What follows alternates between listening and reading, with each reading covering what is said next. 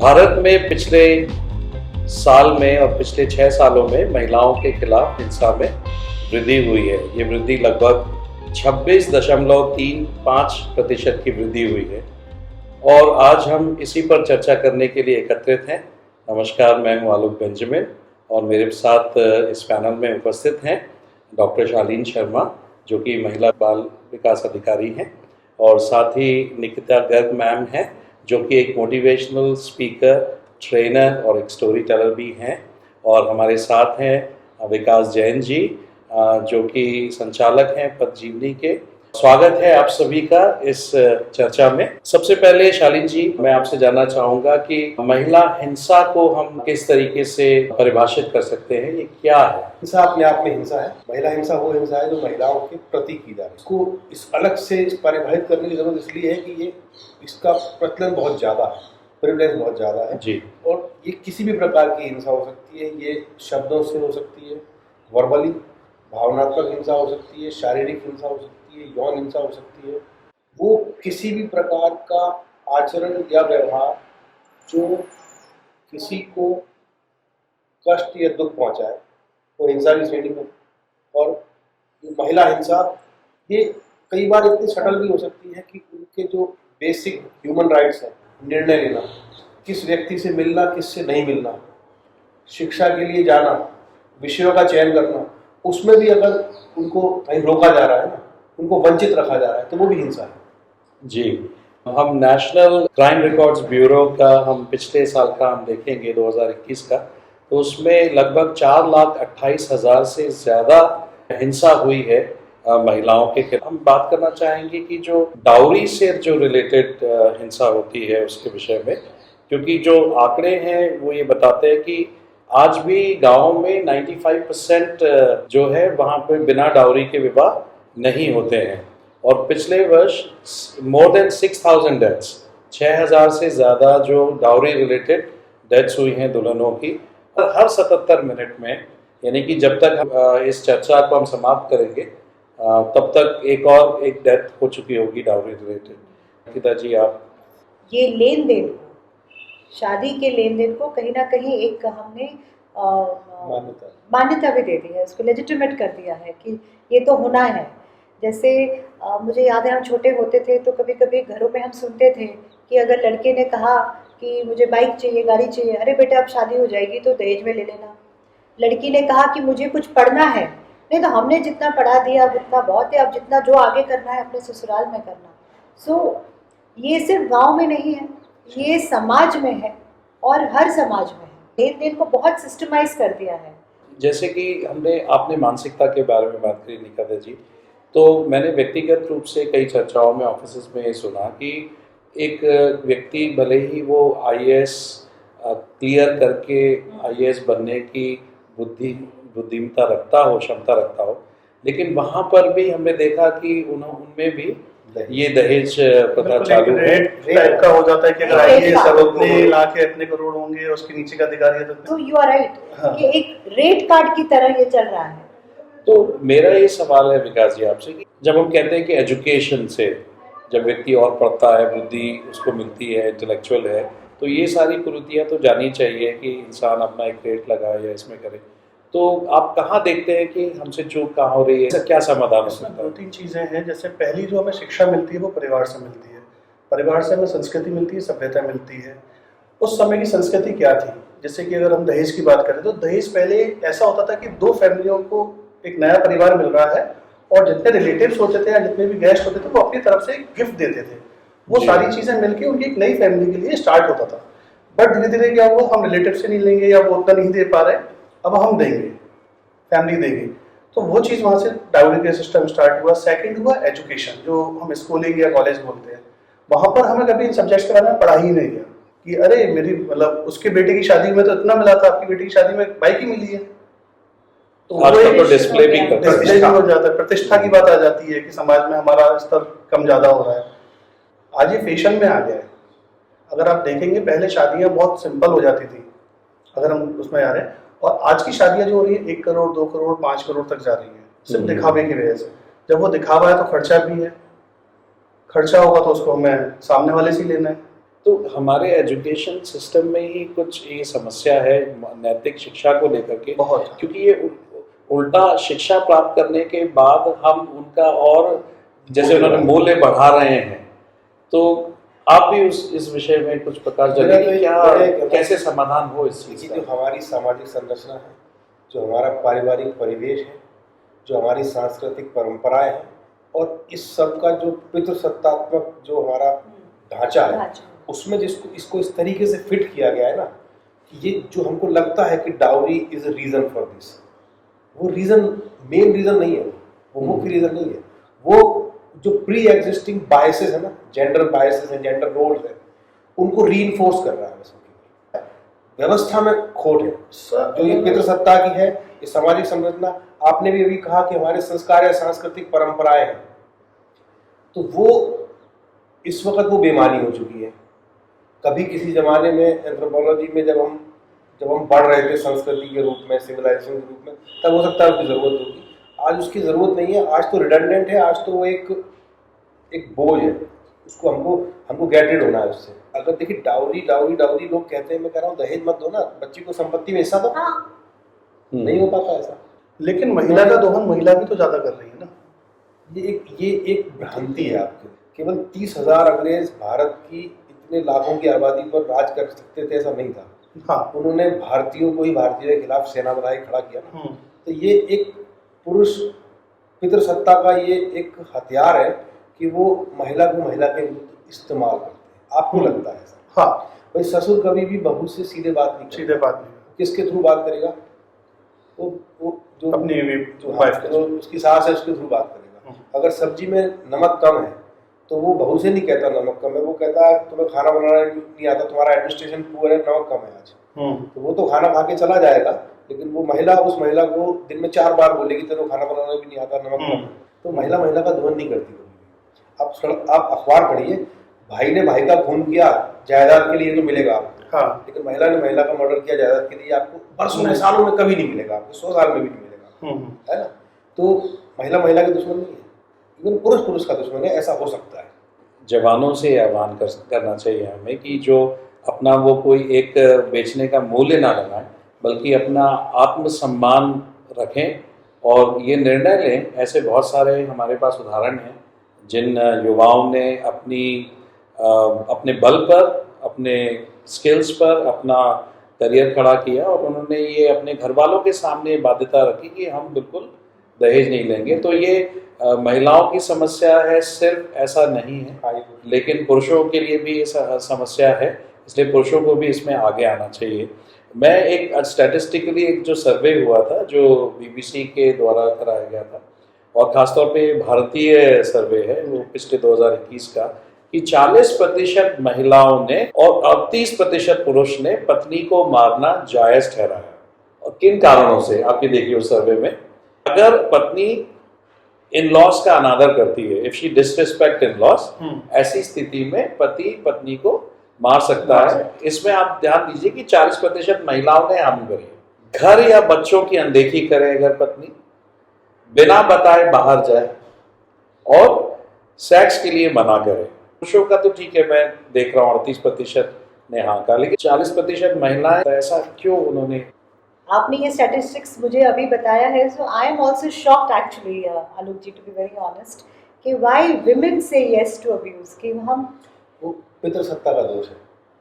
जैसे हिंसा के कई प्रकार बताया, उसमें एक फाइनेंशियल भी है, क्योंकि वो उतनी सक्षम नहीं होती खुद से कुछ भी निर्णय लेने के लिए, कुछ भी बाजार से खरीदने के लिए या खुद का इलाज कराना हो, तो वहाँ पर वो डिपेंडेंसी दूसरों के ऊपर हो जाती है और वो धीरे धीरे एक मेंटलिटी भी बनती जाती है। देखिए, जब समाज में महिला हिंसा को मान्यता मिल जाती है ना, तो पुरुष या लड़कों के अंदर वायलेंस या इस प्रकार की हैबिट्स वो इनकलकेट होती हैं, और महिलाओं के अंदर एक अपने आप को इन्फीरियर दोयम मानना, वो उसको स्वीकार्यता बढ़ती है। हाँ। उसकी स्वीकार्यता बढ़ती है। हाँ। डोमेस्टिक वायलेंस के आंकड़ों की सच्चाई है कि पूरी दुनिया में हर दूसरी महिला ने अपने जीवन काल में कम से कम एक बार डोमेस्टिक वायलेंस का सामना किया है।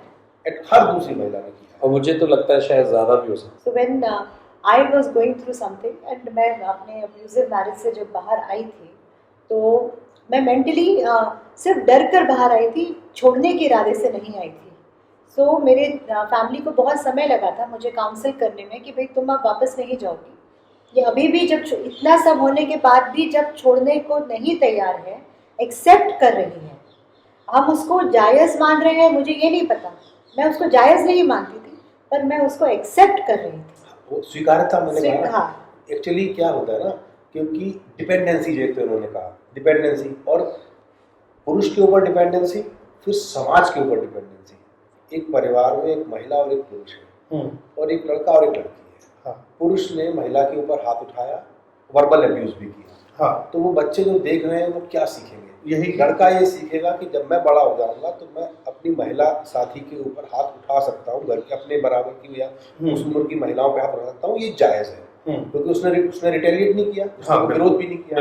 और वो लड़की ये सीखेगी कि जब मेरे ऊपर इस ऐसी स्थिति आएगी तो मुझे सहन करना है, चुप रहना है, उसको स्वीकारना, ये डेस्टिनी है मेरी। आप सोचिए ना, भारत में घरेलू हिंसा से महिलाओं के संरक्षण के लिए कानून बनाना पड़ा। कंपनी में जिनके साथ रहने में आपको सुरक्षित महसूस होना चाहिए, यस, आप वहीं पे असुरक्षित एग्जैक्टली मेरे मन में भी यही आ रहा कर था रही कि हैं। घर दुनिया की सबसे ज्यादा सुरक्षित एक स्थान होना चाहिए।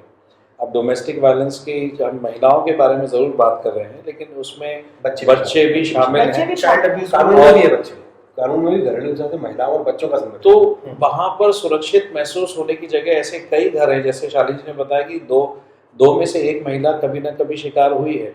आप सोचिए कि हर दूसरे घर इतना असुरक्षित है कि व्यक्ति, महिला या बच्चे घर के बाहर सुरक्षित महसूस करते हैं। बहुत बार हाँ। कई बार मुझे ऐसे कॉल्स आए, एक महिला के और कई टीनेजर्स के भी या बच्चों के भी, कि अभी वो आ गए हैं, अभी खटखट हो रही है, हाँ। है ना, तो तब डर जाते डर हैं जाते बच्चे। तो इसी क्योंकि समय की हमारे पास पाबंदी है, इसलिए मैं इसमें आगे एक और स्टैटिस्टिक्स है पिछले साल का 2021 का कि 107 जो फीमेल्स हैं वो एसिड अटैक विक्टिम बन, जो भी हम आंकड़ों की बात कर रहे हैं इससे कहीं ज्यादा हो सकते हैं। तो अब देखिए कि इसके पीछे जो ये कारण है कि क्यों ऐसा हो जाता है, एक महिला पर आप एसिड फेंक देते हैं। तो आप विकास जी, आप इसमें कुछ प्रकाश डालिए। इसमें एक पीयर प्रेशर वाली चीज बहुत ज्यादा आती है, क्योंकि अगर आप एसिड अटैक देखेंगे तो ये जो एज ग्रुप है वो अंडर 25 मोस्टली होगा। यहाँ पे क्या होता है ना कि मेरे साथी की या मेरे जो मित्र हैं उनके पास उनका पार्टनर है और इसने मुझे डिनाई कर दिया। रिजेक्शन बहुत बड़ी चीज़ है, क्योंकि हमने बचपन से सुना ही नहीं होता ना। अगर हमें घर में कुछ चाहिए और पापा या दादाजी वगैरह जो भी होते थे वो हमेशा हाँ करते थे लड़कों के लिए, लड़कियों के लिए हमेशा ना होती थी। हम वो नो को अभी तक एक्सेप्ट नहीं कर पाए, ये बहुत बड़ा रीज़न है। और जब वो देते हैं तो हमारे पास जब कोई हथियार नहीं होता तो हमारे मन में आता है कि हम इसका चेहरा ऐसा बना दें किसी की नहीं हो पाए, तो मेरी हो पाए, मतलब वो भी हम एक स्वामित्व लेना चाह रहे हैं उसका कि ये दिस इज माय प्रॉपर्टी। अगर ये मेरी प्रॉपर्टी नहीं हुई तो ये किसी की प्रॉपर्टी नहीं हो सकती। तो ये शाली जी, ये चेहरे पर डालने का क्या है, मतलब खूबसूरती चेहरे की आप बिगाड़ दें? हाँ, देखिए या हिंसा के कई रूप हैं जी, जैसे दशहरे में रावण के 10 सिर है ना, तो ऐसे महिला हिंसा के भी, डोमेस्टिक वायलेंस आपने कहा, डॉयरी आपने कहा, साइबर क्राइम भी है। तो ये नया एक रूप है कि एसिड अटैक से वो आपने सही कहा कि चेहरे को, बिकॉज स्त्री की सुंदरता के जो पैमाने समाज में व्याप्त हैं, इस पितृसत्तात्मक समाज में जो व्याप्त है, वो शारीरिक सुंदरता से और मुख या चेहरे की सुंदरता से ही है। तो वो एक हिंसा है कि वो उसको आजीवन उसको इतना खराब कर देंगे कि वो हत्या से भी ज़्यादा बुरा है। तो जो सोच है ना वो डीप रूटेड है हमारे समाज में। आप देखिए ना, फिल्म में गाना आता है कि तुम मुझे न चाहो तो कोई बात नहीं, किसी और को चाहोगी तो मुश्किल होगी। और उसको हम कहते हैं कि ये तो सांस्कृतिक, तो बड़ा एक साहित्यिक गाना है, तब इसको तो अच्छा लिखा गया है, फिल्म में आता है, लोग ताली बजाते हैं उसको देखकर, है ना। और जब मुशायरे में पढ़ा जाता है इस तरीके से तो लोग उस पर वाह करते हैं। वैसे तो शाली जी, आपने कई प्रकार के हिंसाओं के बारे में जिक्र किया, साइबर क्राइम उन्होंने यूज किया, उसमें भी करीब 2600 से अधिक महिलाओं के खिलाफ साइबर क्राइम हुए। तो साइबर क्राइम सोशल मीडिया से ज़्यादा इन्फ्लुएंस्ड होता है, और जब भी आज के जो सोशल मीडिया प्लेटफॉर्म्स हैं उस पर हम किसी प्रोफाइल को देखते हैं, फीमेल प्रोफाइल पर, तो हम उसको सबसे पहले डीएम करते हैं। और डीएम में हम उससे जो पहला सवाल पूछते होते हैं कि क्या आप मुझसे दोस्ती करोगे, क्यों दोस्ती कर रहे हैं? वो आपको जानती नहीं है, वो पहचानती नहीं है, आपने कोई शुरुआत नहीं करी, आपने प्रोफाइल देखी, वो फोटो पसंद आया, पता नहीं वो उसका है भी कि नहीं है, ये और मान आपने के सीधे चल- मैसेज डाल दिया। मित्र सत्ता है, ये सोच है, मान के चल रहे हैं कि हम ऑफर करेंगे, दूसरा आदमी दोस्ती करेगा ही, करेंगे। उसके पास कोई ऑप्शन नहीं है ना, उसे दोस्ती करनी है। अगर उसने अपना प्रोफाइल डाला है, हाँ, तो अगर इसीलिए वो डाला है। सोशल मीडिया और पे वहां है, अगर वो नो पर अप्लाई कर देती है, इट डजंट मीन कि वो एक्सेप्ट कर गया नो, अब वो उसको रेगुलर मैसेज करेगा। भाई फिल्म में गाना आता है ना कि लड़की का फैशन या बनना संवरना लड़कों के लिए है। आप सोचिए ना, जब हमारा हमारा साहित्य इस चीज से भरा पड़ा है ना, तो हमारी सोच यही है, हमारे समाज का दर्पण यही है, तो हमको अच्छे से बन संवर के रहना चाहिए, अपने लिए रह रहे हैं। हाँ, लेकिन लोगों का ये मानना है कि वो किसी को दिखाने के लिए कर रहे हैं वो, और थोड़ा खराब शब्द है, मतलब हम समझ रहे हैं कि शी इज अवेलेबल। समाज में एक यंग विडो है, 25 साल के आसपास है, फौज में था पति, डेथ हो गई। अब अगर उसकी दोबारा शादी नहीं कर पा रहे साल भर में घर वाले, तो वो मोहल्ला और पड़ोस समझ रहा है कि शी इज अवेलेबल। हाँ, है ना? ये हमारी सोच का स्तर है। ये आप जितनी भी सब ये बातें हिंसा कर- का रूप है। आपको मैं बताऊं कि ये available word is a very very, मतलब मैं इसको थोड़ा सा, शायद मेरा अपना तजुर्बा इसके साथ अच्छा नहीं रहा, क्योंकि जब मैं डिसीजन लेने जा रही थी तो मुझे कहा गया कि इसके बाद सबको लगेगा कि अगर तुम शादी छोड़ दोगी और सिंगल रहोगी तो लोग तुम्हें अवेलेबल समझेंगे, that you are available to people. I said how does that mean, मतलब इससे इसका क्या लिंक है? हमारे पॉइंट ऑफ कॉन्टैक्ट्स बढ़ गए हैं, हम औरतें, हम जितनी घर में रहा करती थी, अब बहुत ज़्यादा बाहर अपना जॉब कर रही हैं, सब चीज़ हो रही है, सो वर्ड्स का मिस इंटरप्रिटेशन भी हो रहा है। पर सबसे ज़्यादा जो कंसर्न है वो अभी भी उन औरतों का है जो ये होने दे रही हैं। उनके पास कोई बहुत चॉइस नहीं। देखिए ना, हमको फिर से संसद में कानून बनाना पड़ा कार्यस्थल पे महिलाओं का लैंगिक उत्पीड़न। घरेलू हिंसा का मतलब वो घर में सेफ नहीं थी, वो कार्यस्थल पे भी सेफ नहीं है। और आप सोचिए, कार्यस्थल का ये कानून भी ना 1997 में ये एक महिला के प्रति जो सबसे जघन्य अपराध हो सकता है वो हुआ, उससे शुरू हुआ है, और 2013 में 16 साल लगे इस कानून को बनने में। बताइए। और 97 में फिल्म आई थी बवंडर, अगर आपने देखी हो तो, राजस्थान में एक हाँ। ट्राइबल महिला के साथ पुलिस थाने के अंदर पुलिस वालों ने गैंग रेप किया। तब ये कानून की जरूरत पड़ी कि वो कार्यस्थल पर भी सुरक्षित नहीं है। जैसे मैंने एसिड अटैक से इस सेगमेंट को शुरू किया था, तो हम यही बोलना चाहेंगे युवाओं से, खासतौर पे जैसे विकास जी आपने बताया कि संपत्ति ना समझें, क्योंकि प्रेम की परिभाषा को जानने की यहाँ ज़रूरत है कि प्रेम हमेशा दो ऐसे लोगों के बीच में हो जो एक दूसरे के बिना रह सकते हैं लेकिन फिर भी साथ रहना चाहते हैं, ना कि तुम मेरी नहीं हो सकती तो किसी और की नहीं हो सकती। ये जो परपेट्रेटर्स हैं उनका फेवरेट डायलॉग है। स्वेच्छा का आपको सम्मान करना चाहिए, और जिस चीज़ को आप प्रेम कह रहे हैं वो आपको एक प्रश्न चिन्ह देना चाहिए कि ये प्रेम है भी या नहीं है। लेकिन अब मैं अंतिम इस सेगमेंट में मैं बात करना चाहूँगा कि जहाँ बच्चे के पैदा होने से पहले ही जो हिंसा हो रही है फीमेल फीटिसाइड के, ये खास तौर पे जो अल्ट्रासाउंड के इजाद होने से, चलन से लोगों का पहले ही पता चलने लगा है कि ये है, तो मुझे लगता है कि इसके चलन से 90 के दशक से और आगे ये बढ़ा है। जो दुनिया ही नहीं आए हैं उससे पहले वो हिंसा का शिकार हो गए। पैदा होने से पहले हिंसा शुरू हो जाती है और मरने के बाद तक चलती है। स्टेटिस्टिक्स तो केवल जो पीसीपीएनडीटी अब कानून आ गया उसके बाद है ना, और उसने एक रोक लगाई है, लेकिन फिर भी हो रहा है और धड़ल्ले से हो रहा है। आपको किसी भी शहर में कहाँ कराना है आपको मालूम पड़ जाएगा, लेकिन प्रशासन नहीं पकड़ पा रहा, मॉनिटरिंग की कमी, लोग नहीं पकड़ पा रहे, है ना। तो वो इसलिए कि वो समाज में व्याप्त है। चाइल्ड सेक्स रेशो 6 साल से कम उम्र के लड़के और लड़कियों में सेक्स रेशो क्या है ना। सेक्स रेशो एक बर्थ होता है, एक तो कितने लड़के पैदा हुए कितनी लड़कियां पैदा हुई, है ना, और फिर 5 साल या 6 साल तक उसमें से कुछ इन्फेंट मॉर्टेलिटी से या चाइल्ड मॉर्टेलिटी से इस दुनिया में नहीं रहते, फिर वो स्टेबलाइज हो जाता है। ओके। और जो सेक्स रेशो है जो हम पूरे देखते हैं, जो हमारे जनगणना में आता है, वो एडल्ट्स का है। तो चाइल्ड सेक्स रेशो बताता है, तो आपको जान के आश्चर्य हुआ कि हरियाणा, पंजाब में वो 800 से भी नीचे है। यानी हर 1000 पर 2-2 लड़कियां गायब हो गई। और ऐसा नहीं पंजाब, हरियाणा में, दिल्ली में, मध्य प्रदेश, तमिलनाडु, गुजरात, इन राज्यों में भी वो बहुत अलार्मिंग है। तो समाज में व्याप्त है। और मुझे किसी महिला ने ही कहा, जब ये टेक्नोलॉजी अवेलेबल है तो इसका उपयोग करने में क्या बुराई है। एक्चुअली ये हमारी परंपराओं का, संस्कारों का और टेक्नोलॉजी का एक बहुत ही कहना चाहिए विनाशकारी गठजोड़ है। 1961 की जनगणना में और 2000 की जनगणना में 40 साल में चाइल्ड सेक्स रेशो कितना गिर गया? 100 के आसपास गिर गया। अब 100 का मतलब आप सोचिए 100, 940 से 840 पे आ गया। 840 पे आ गया। कितनी लड़कियां मिसिंग हैं, और इसका रिपरकशन देखिए कि जब लड़कियां मिसिंग होगी तो अनमैरिड मेल पॉपुलेशन बढ़ जाएगी, तो फिर समाज का क्या हालत होगी? भ्रूण हत्या की बात कर रहे हैं तो मिसिंग से हम देखते हैं कि अपहरण में 76,000 से ज़्यादा महिलाओं का अपहरण रिपोर्ट किया गया 2021 में। लेकिन जब हम भ्रूण हत्या की बात कर रहे हैं तो कितने हत्या होकर के मिसिंग हो गए उसके आंकड़े शायद नहीं होंगे, वो कितने मिलियंस में निकले, लाखों में होता है।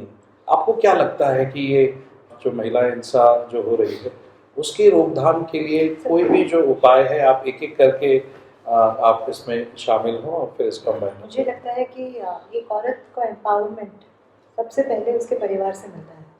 अगर उसको उसका परिवार साथ दे कि वी आर विद यू, हम तुम्हारे साथ खड़े हैं, तुम जो भी डिसीजन ले रही हो।